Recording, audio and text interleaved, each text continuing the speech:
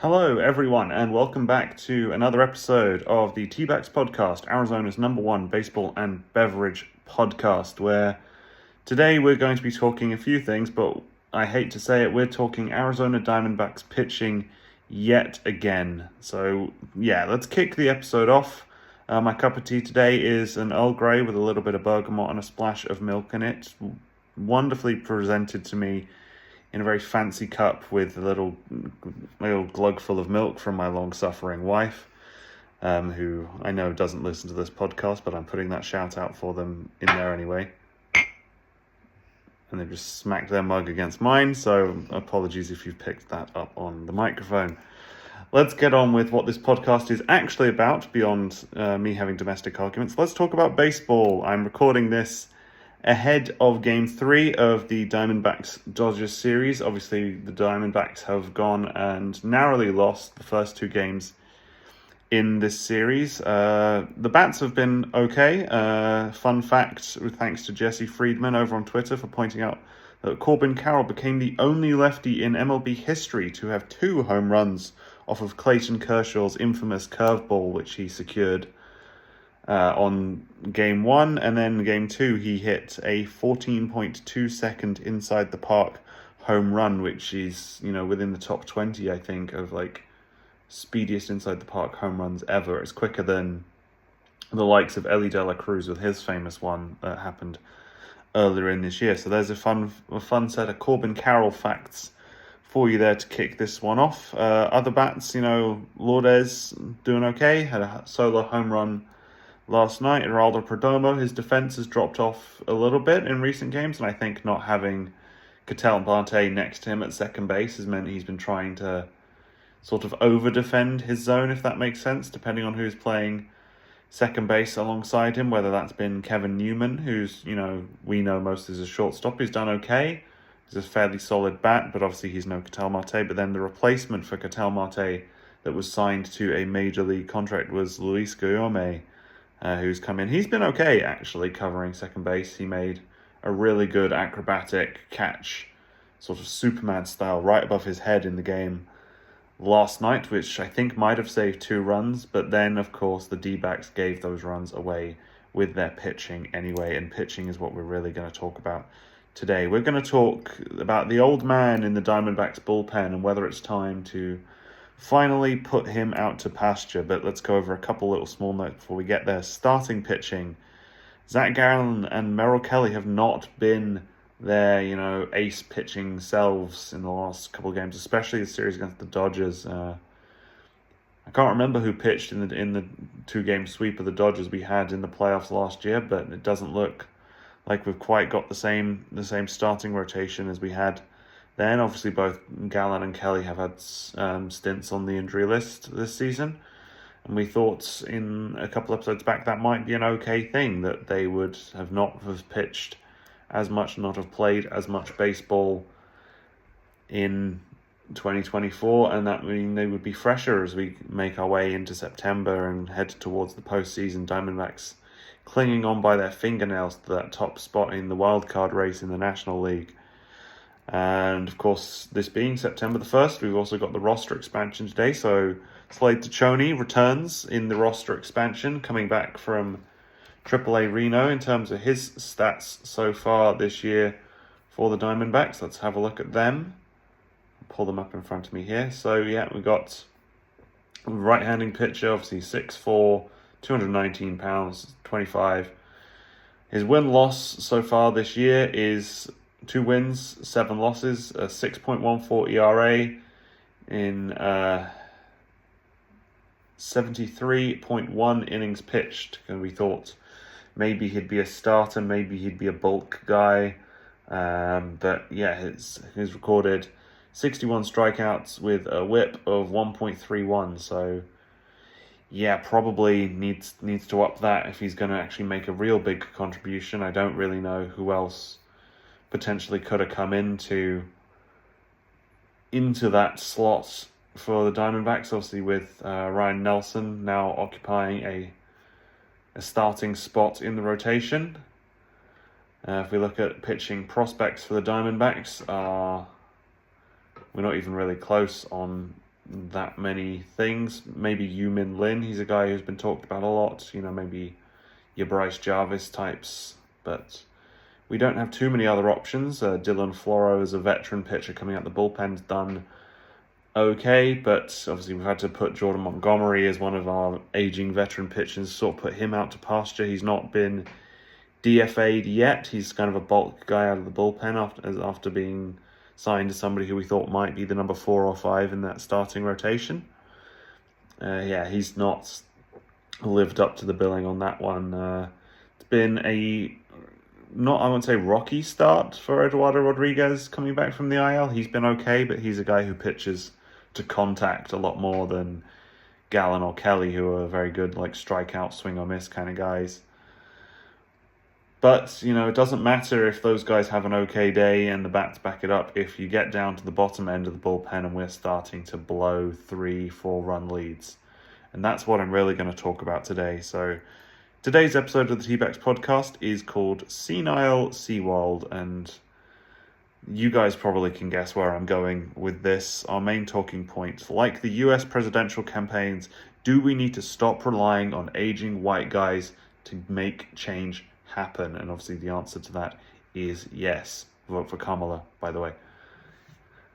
Let's talk about Paul Sewald. If we look at the rankings in the D-backs bullpen, last 20 games coming into September, he's given up 25 hits and 15 runs in 19 innings pitched, which for your so-called elite closer is clearly just not good enough. And on top of that, he's developed a nasty habit of throwing 90-mile-an-hour meatballs right on top of the plate, right where people like it. And especially in this last series where you have the likes of Shohei Ohtani, who's getting free newspapers handed out with his 44-44 season in Japan.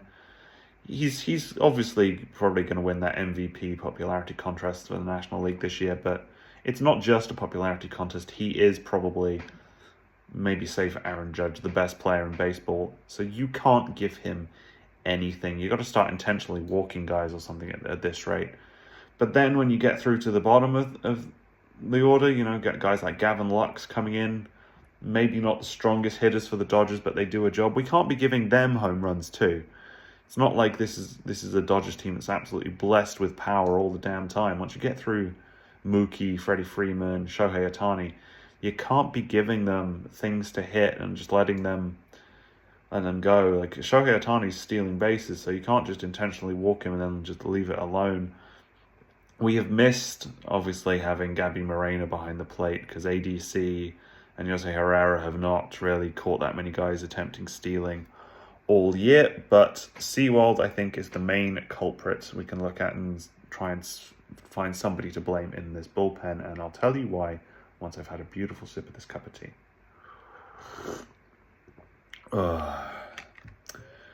Right, so that's calmed me down from going on the rant that I was planning to have. But those of you who listen to the very early episodes of this show know I talk a lot about pitchers' mentality and the effect that they can have on the opposition team. And Paul Sewald, kind of last year, we always had the meme of, it's time for Paul Sewald to pitch, and he'd go out there and absolutely demolish anybody in the ninth inning. Some of his performances against the Phillies, they couldn't get near him up, especially in that fantastic Game 5. I think that Brandon Pfaadt pitched an incredible game.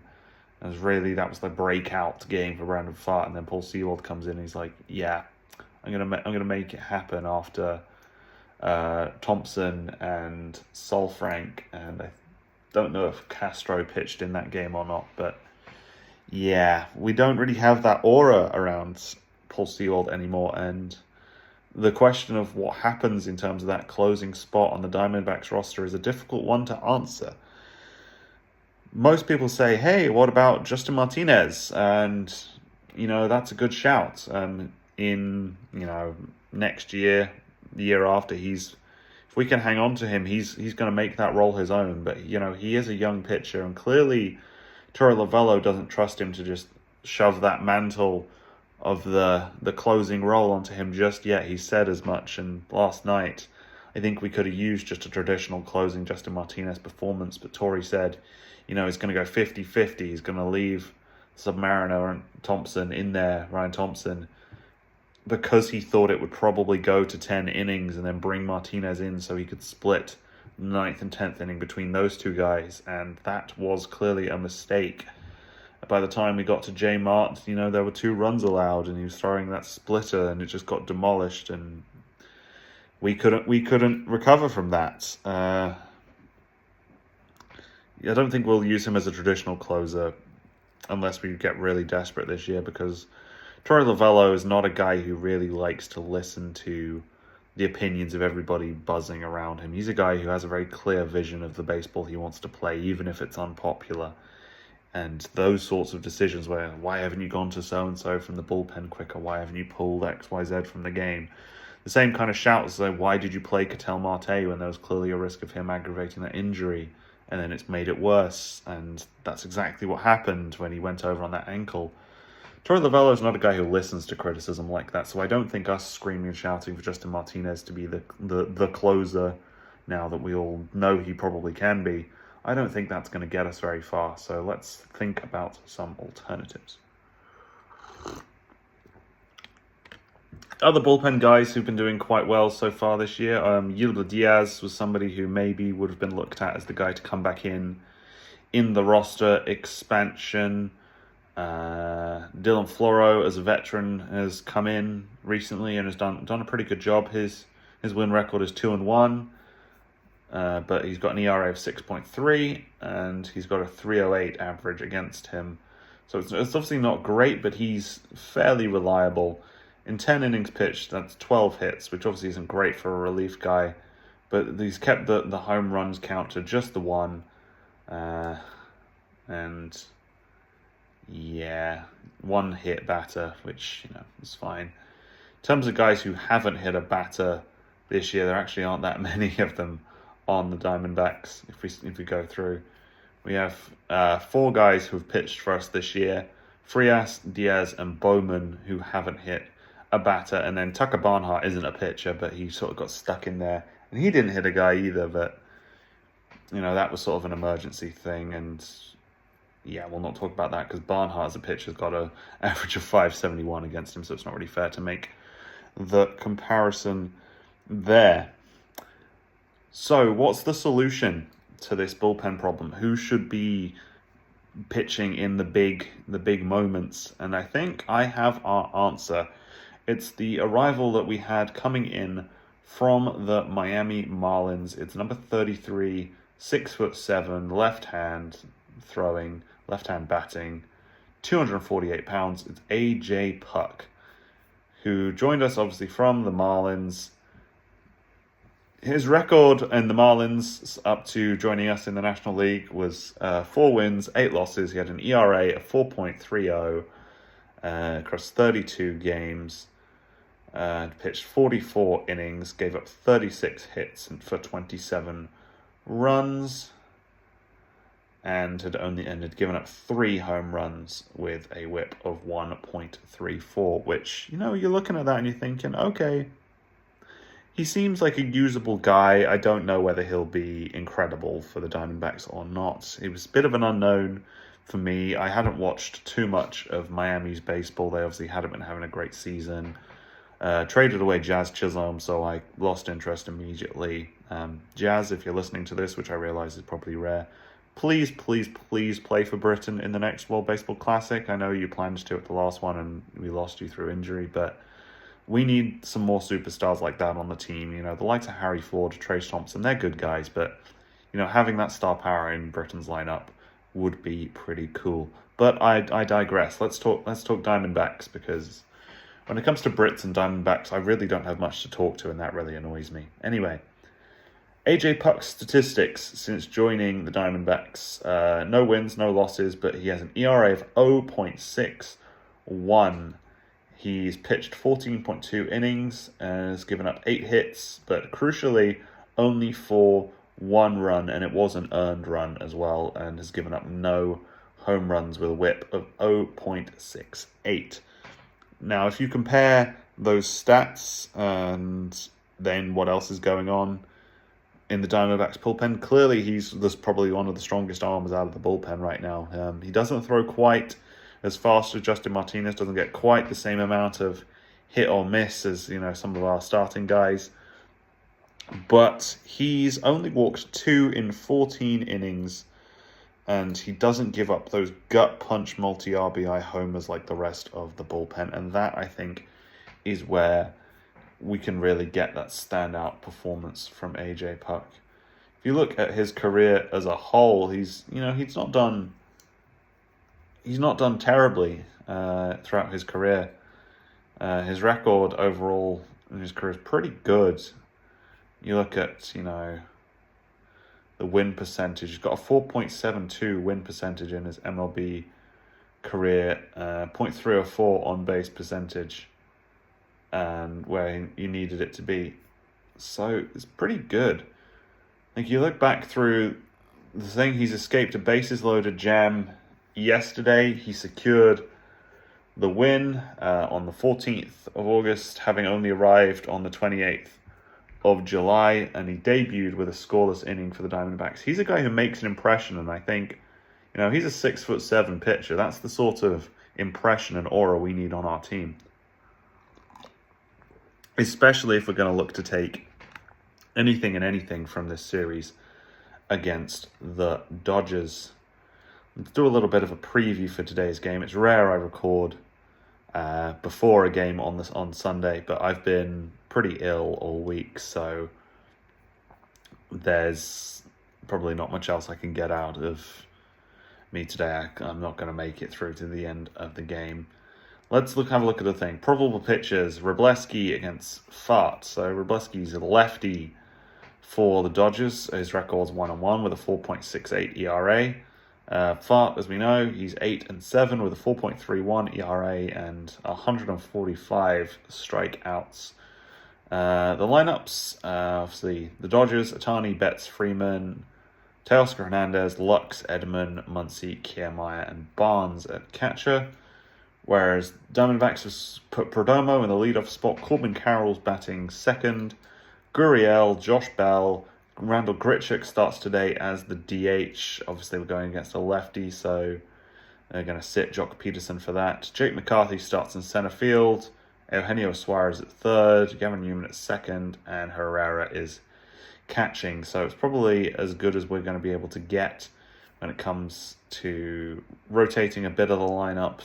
See what happens. I kind of like the matchup of Fart, especially against kind of the lower end of this Dodgers lineup. Obviously, Lux, Muncy, Kiermaier, all left-hand batters. Edman at shortstop was a switch hitter. But if you're going to try and make things happen against, the likes of Ohtani or Freeman, you probably need a good, strong right-hander as much as possible. Ohtani's obviously averaging .293, Betts averaging .297. They got an OPS of .999 and .880. Whereas you look at the Diamondbacks lineup, the guy with the highest OPS starting for the Diamondbacks today is Jake McCarthy at .810 with a .299 average. So we're when we're playing our best baseball, we're doing okay. And Corbin Carroll's obviously, his bat's woken up. I won a home run challenge card I found out early in the week from his solo home run off Dylan Cease away at the Padres in game 1 of that series all the way back in July. So I'm good to hear that. I might give that away to a subscriber when that reward comes. If you guys are interested, make sure to hit me up over on Twitter at GB Diamondback or at Dbacks Podcast, and we'll see what we can do about that. But I'm not sure about Diamondback's chances today. Fart's the guy. He's a pitcher that obviously he can be best in the world on his day, but we are realistically going up against one of the two best teams in baseball right now. Like, Dodgers killing it, not so much reliant on the one player like the Yankees are with Judge. So we got to try and get through that first inning against that big three up front, and then we can start making them hurt. And if the atmosphere at Chase Field is anything like the last few atmospheres I've seen at Chase Field. Obviously, there were 50,000 people at Chase Field for the visit of the Dodgers in Game 2 yesterday on Saturday, and I know that we tend to get invaded a lot by Dodgers fans who've moved out to the Valley for tax purposes. I wish they would, stay the frick away. It's not like we can do what the Padres did against the Dodgers fans to stop Dodgers fans from dominating over at Petco Park in the playoffs a couple of years back, where they only let people with San Diego area codes buy tickets. We can't really do that to all the Dodgers fans who've moved from LA to the Valley because they're rich white cheapskates. But I'd like to see us put on more of a show like over at ASU college football with the student section that they filled 3 times to capacity last night and absolutely wiped the floor in that game. If you follow college American football, that was a pretty cool thing to see. I'd like to see us get some helps with the matchups, because if you look at us, there's nothing we can really look at. We haven't got anybody who's backed from Robleski and the Dodgers yet, so we really don't know how this is going to turn out. He could be amazing against us. He could be one of these pitchers that we absolutely beat up every time we play against him, like Aaron Nola. We really seem to do a job on him every time we see him at the Phillies. Versus the averages on the Dodgers against Fart is pretty high. Like Barnes is 500, Betts is 429, nothing for Edman. Freddie Freeman's 444. Ohtani is 667, so obviously we need to watch out for him. But then we have a few guys, Gavin Lux, Andy Pajes, and Miggy Rojas. They're all triple zero against Fart. So let's see if we can keep that going. If we keep enough of the back end guys off of base, there's not as many runs to score when Ohtani inevitably hits a 600-foot home run and blows up Chase Field and everybody loses their mind over it. So let's focus on what we can control. And I think keeping a sensible but energetic and direct mentality as a fandom will carry us Diamondbacks far. I think that's where I'm going to leave it in terms of today's episode. Thank you very much for watching. Make sure that you subscribe or follow or add to your feed wherever it is you're listening, be it on YouTube, Spotify, Apple Podcasts, SoundCloud, wherever you are. Make sure to keep in touch with the show. Follow us over on social media platforms at Dbacks Podcast. We're potentially going to be doing some baseball card breaks of Topps UK edition baseball cards in a few episodes' time, so stay tuned for that. If you're interested in that, you feel free to shoot me a DM over on Twitter at GBDiamondback, or X, I should say, actually. I'm never going to get used to that. But anyway, thank you very much for watching, and I'll see you on the next one.